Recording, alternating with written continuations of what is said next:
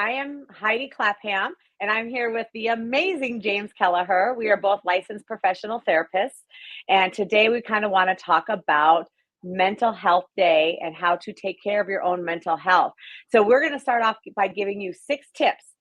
Usually when we think of Mental Health Day, it's a reboot, it's a recharge. It's like, how do we kind of take care of ourselves? We might take a day off, we might jump into a vacation, but that's not reality of everyday life. So, we're going to give you 6 tips of how to kind of have an ability to take care of yourself in your normal day activities. So, let me give you the tips first, and then James, I'll let you take over here. Love Number it. Let's one, do it. self-care in small doses. Number two, it's okay to not be okay. Number three, less is more. Number four, unplug to recharge. Number five, get creative, let loose. And number six, lean on your people. Heidi, let's jump right into it. These all sound amazing. I always like to talk about small doses because the reality, as you said, we need to recharge and we may not have that much time to be able to do it. People are busy raising kids, working, hanging out with family, taking care of family in some cases. So small doses, ultimately that means how can we get some self-care in there? And that would be sometimes just taking deep breaths, sets of deep breaths, or I always like to talk about the Wim Hof method. It also can mean just taking quick walks outside, enjoying nature, taking in some fresh air, running to the refrigerator and getting yourself, your drink of choice, even if it's a cold glass of water, just something to kind of help you replenish yourself, right? So the idea is getting it in wherever you can, quick, easy, to kind of help almost de-stress, how to help deal with the day-to-day stressors. Absolutely. I love those helpful hints. Those are great. And number two, it's okay to not be okay. What does that mean? I Mm, think sometimes we think mental health means we have to always take care of ourselves in the sense of being happy. And sometimes it's okay if you're having a bad day or something is happening that you're not feeling your best.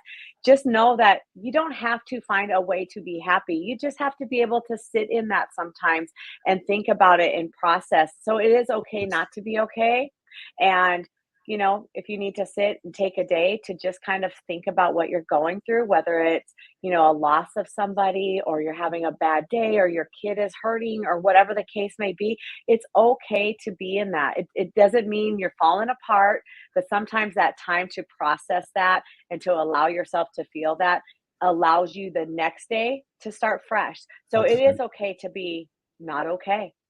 I love that. Number three on the list would be this idea of less is more. Sometimes we talk about having so much on our plates that I don't have time to add self-care. I don't have time to be able to recharge my battery.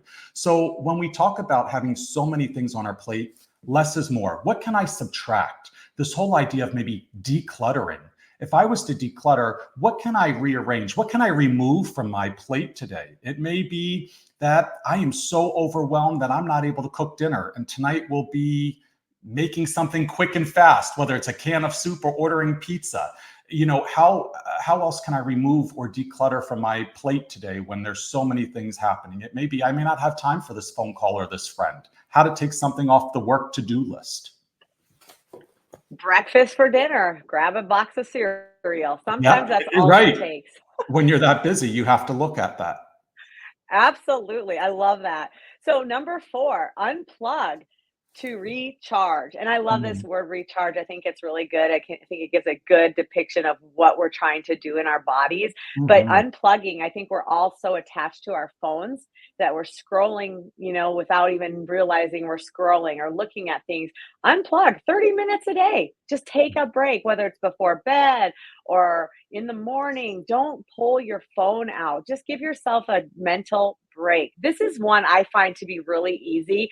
Put the phone away and just do the day a little bit. It is fascinating what it can do. I myself really have enjoyed taking 30-day breaks at times, not all the time, but they are just a great way to kind of recharge completely and kind of visit the world in a different lens. Absolutely. It's kind of like what we're fueling our brain and how we want to start the day, right? Instead, maybe go cuddle a pet, go outside, whether it's sitting on a patio or opening the front door, right? Get a cup of coffee or water and just kind of take the day in, opposed to, going right for the phone. Makes complete sense. Yes.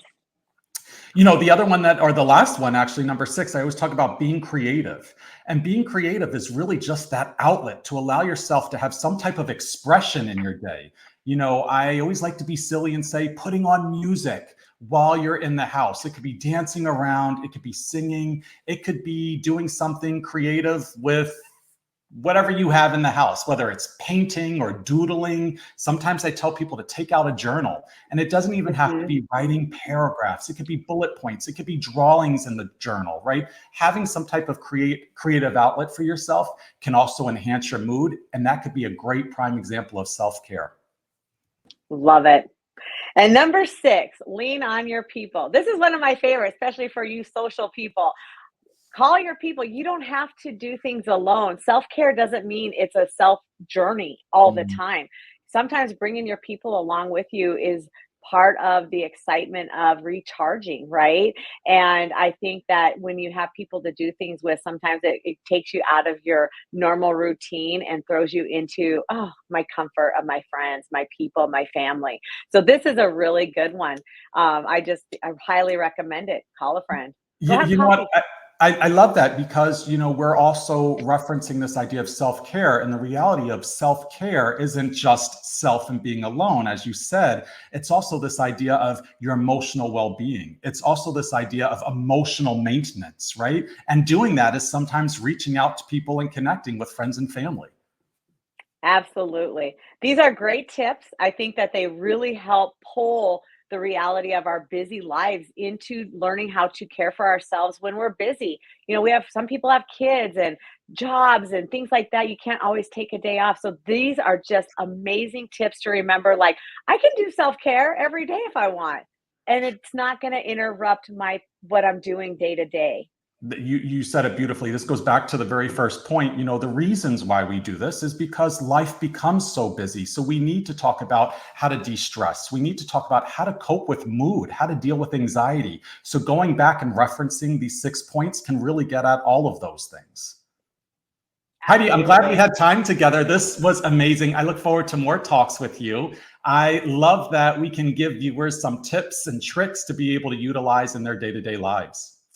Yes, and don't forget, James, you and I had a very special day today with self-care, mental health, and I think if you think about it, we unplugged, we got creative, and we also called a friend. And you and I did 3 of these things on the list just today in lieu of Mental Health Day. I love it. Everyone out there, be mindful, have a great mental health day. Actually, every day should be mental health day with awareness and living in the moment and your mindset. We look forward to talking to you more. Heidi, thank you so much. I love these tips. I'm going to make sure I write them down and I implement them as best as I can. Absolutely. Have a wonderful day. Bye. Bye.